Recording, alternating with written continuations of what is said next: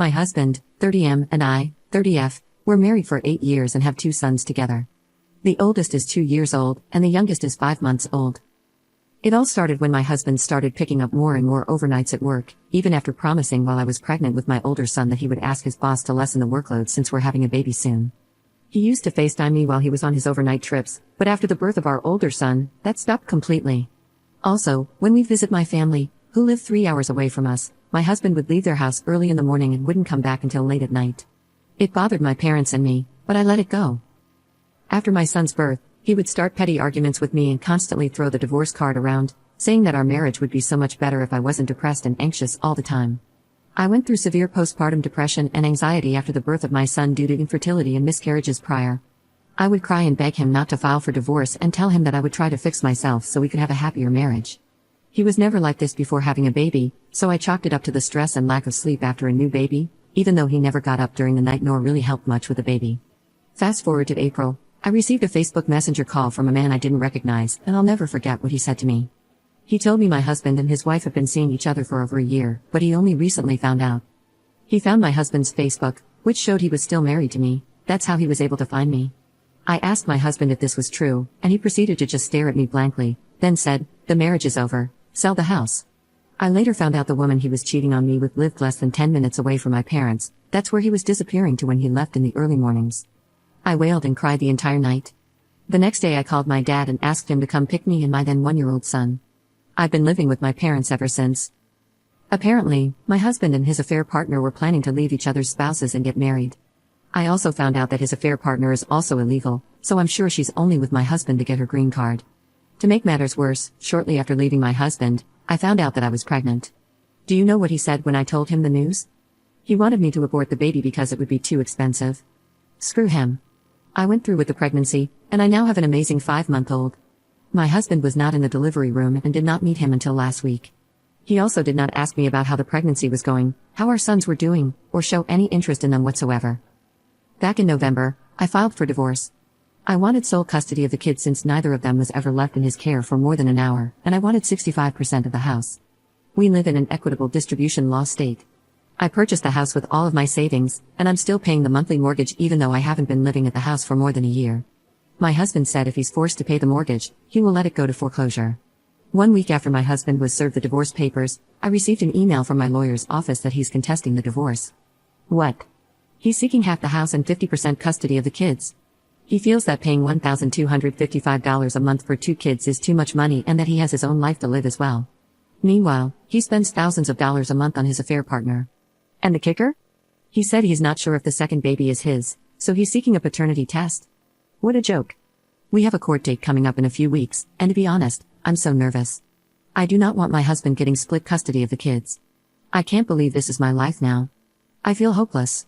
Please tell me it gets better. Update 1. It's been tough trying to split custody of the kids. The divorce process is still ongoing and I'm not sure how long it's going to take. Whenever my ex-husband wants to see the kids, he contacts my father, and they meet up at a neutral location so he can do so.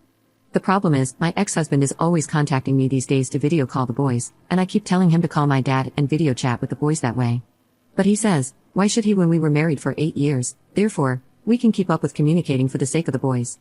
I do not want to do this. For one, when I left him a year ago, he would call and text me to harass me for leaving him and curse me out. My father nipped that in the bud and said any and all communication needed to go through him from then on. My ex-husband initially wanted me to meet with him to exchange the boys, but again, my father said absolutely not. Of course, I agree with my father as I do not feel comfortable meeting with him alone.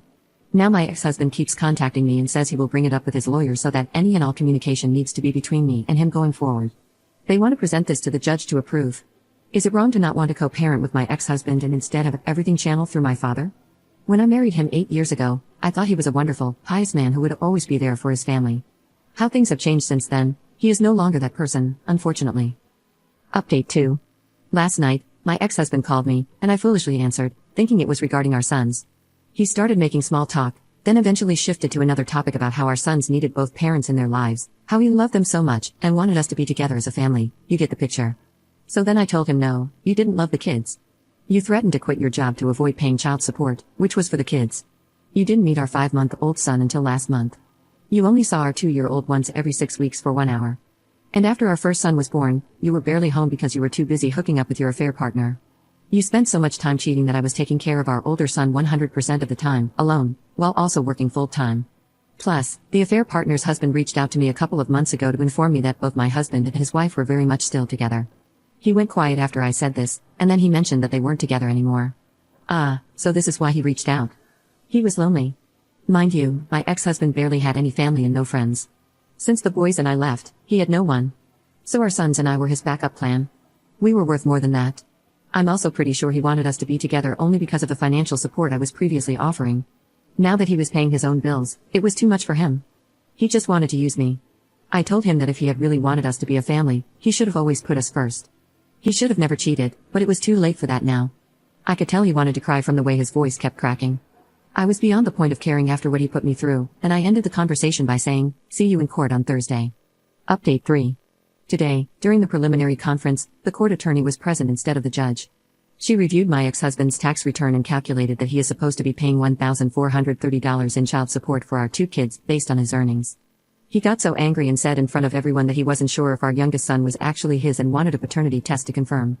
The court attorney laughed and then said that we're still legally married, so he is the child's legal father automatically. Then, my ex-husband said that it was a ridiculous amount of child support for 2 kids and that he was going to fight for 50-50 custody. The court attorney glared at him after he said this, and she looked like she was really holding herself back from reprimanding him. After a few moments of silence, the court attorney said that we need to put our home for sale immediately to free me from the mortgage. She told my ex-husband that he's responsible for coordinating with our realtor and getting the house ready for sale. To which he said that I should be the one to drive up 3 hours and deal with our realtor, not him. The court attorney shut that down and said he's the one living in the home for free, and she's ordering him to get the house ready for sale. He was fuming mad at this point. Update 4. After our hearing, I've gotten a slew of texts from my husband over the last couple of weeks, which included, "I wish I never met you. I can't believe I have to do all the work with the house while you sit around and do nothing. Thank God you're out of my life. I can't wait for everything to be over. Mark my words, it'll be too late when you realize you want to get back together with me. Life is not fair sometimes, but time will take care of that." Then he texted me a picture of me wearing my engagement ring the day we got engaged 9 years ago, and then said, "This could still be you, but a woman like you can't keep a man." Lastly, he sent me a picture of a birthday gift I got him 2 years ago in the trash. Update 5. Within the past few months, the news of ex-husband's cheating and our separation trickled down to his extended family members, and I was honestly blown away at the fact that all of them enabled him and looked past his cheating. They said stuff like, "Ex-husband is a good person, men will be men.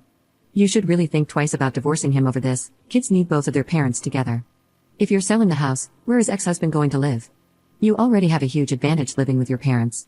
Your boys will grow up to hate you for breaking up their family." For the past 9 years, my mother-in-law and sister-in-law always, without fail, wished me a happy birthday. This year they didn't. I even sent sister-in-law's kids birthday presents and made sure to call them and wish them a happy birthday. I did the same for sister-in-law and mother-in-law. That ends now, of course. My mother-in-law has not spoken to me for a year after I told her I would never get back together with her son. She's never met the baby, who's turning 9 months old next week. Needless to say, I've cut every single one of my ex-husband's family out of my life. No regrets. Their loss.